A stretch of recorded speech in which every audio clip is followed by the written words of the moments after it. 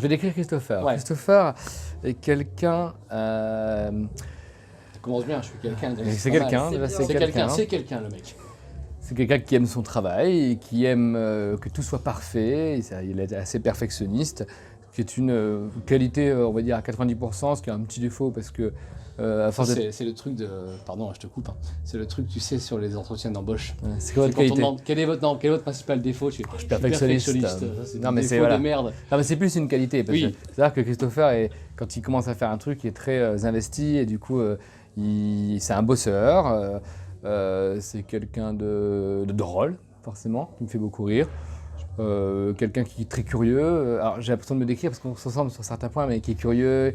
Peut-être le mec, il a des qualités comme ça, il s'auto. Ouais, curieux comme Il moi. est super, mais c'est tout moi en fait. Qui est Steven? Steven. Steven a une grande qualité, c'est son frère jumeau. J'ai dit qu'il y avait le melon. Là, j'ai dit un petit peu. Non, plus sérieusement, non, Steven, c'est vrai qu'en fait, on partage, bon, c'est un peu prétentieux de dire ça, mais ces qualités-là, d'être perfectionniste, d'être passionné par beaucoup de choses, et notamment notre travail. Et je pense que quand on fait ce travail-là de la scène, il faut être passionné par ça, parce que c'est un travail qui, ça paraît pas comme ça, mais qui est difficile quand même, parce que voilà, il faut...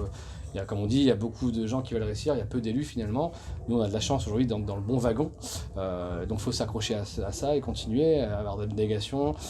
Steven a une belle qualité d'écriture, il écrit bien, il a sa patte journalistique qui le sert quand même, non seulement dans le métier, mais aussi, même pour, c'est con, mais pour écrire des mails, pour répondre à des mails professionnels. Enfin, il a ce côté un peu très journaliste et tout, donc ça c'est bien. Ouais, il y a des connexions dans le milieu, c'est bien. Beau métier. Beau métier. Et puis c'est quelqu'un de drôle qui me fait beaucoup rire, c'est le mec qui me fait le plus rire au monde. Ouais. Comment vous allez l'appeler, monsieur? Jono. Ja? Non. Est-ce que vous pouvez me l'épeler, s'il vous plaît? Bah, comme ça se prononce, hein, il n'y a pas de piège, hein. Justement, bah, D-I-O-N-O. Jono. Alors, à la fin, c'est un A ou un O? Un O. Comme dans Coco Colo.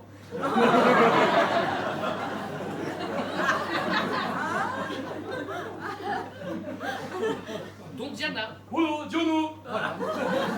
Comme la princesse de Gaulle. Ah oui, d'accord. Ah ouais, c'est un hommage, je crois. Ah oui, d'accord. Ma femme l'aime bien, la princesse de Gaulle, c'est un hommage. D'accord, bien. C'est sûr que pour un hommage, il fallait pas l'appeler Mercedes.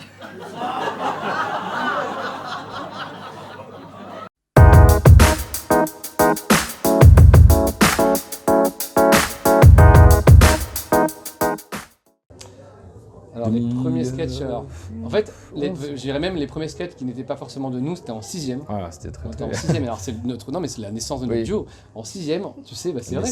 On va en voyage, tu sais, en voyage d'école. Classe verte. Classe verte. On est en mai, voilà, on fait plus rien à l'école, on joue au Monopoly, bref. Et là on sort, on fait un espèce de voyage, un camping. Et en fait, il y a une scène et puis là, le prof de sport il dit, ceux qui veulent. Les élèves qui veulent jouer, quoi. Jouer, monter sur scène, allez-y. Et nous, au culot, on monte. À l'époque, on fait un sketch de Coluche. Et c'était Gugus, tu te rappelles? Coluche à deux, Coluche du coup. à deux, mais Coluche, il disait... Non, mais il y avait un sketch où ils étaient à deux, de Coluche, c'est bien. Et après, on faisait un sketch de La Roque et Palmade, le permis de conduire, il s'aime. Et en fait, c'est des sketchs qu'on voyait à la télé, on faisait du mimétisme. En fait, c'est vrai qu'on a la chance de faire à la fois des petites et des grandes salles dans la tournée. Et c'est une volonté de notre part parce que, comme je dis toujours, on apprend beaucoup plus dans une petite salle en fait. C'est-à-dire que dans une petite salle, on ne peut pas tricher. Il y a le public, là, à Gerson, tu as 100 personnes.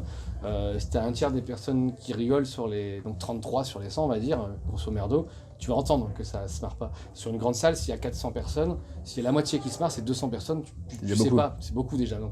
Donc c'est important de faire les petites salles. Puis en plus, dans les petites salles, en général, on joue plusieurs fois par semaine. Donc pour perfectionner un spectacle, pour travailler un spectacle, c'est bien de le répéter toujours dans le temps. De toute façon, nous, on est en plus des humoristes, tu l'as vu ce soir, qui improvisons beaucoup. On aime bien l'interaction. Dans les petites salles, on va voir les gens, on va tous les voir devant nous, on va voir leur visage, on va voir s'ils sourient, s'ils sourient pas. Tout ça. Dans les grandes salles, on les voit pas, les gens. Là. Non, plus personne veut de toi.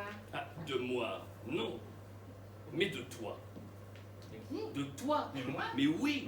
Mais si. Mais pourquoi? Mais pourquoi pas? Parce que j'y connais rien, moi, la politique. Bah t'as bien fait des albums.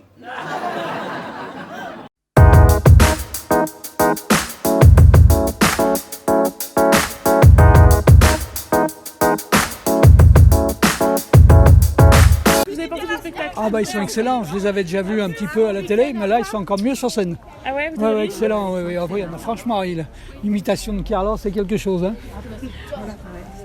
Très dynamique, très comique et léger, bienveillant, sympa.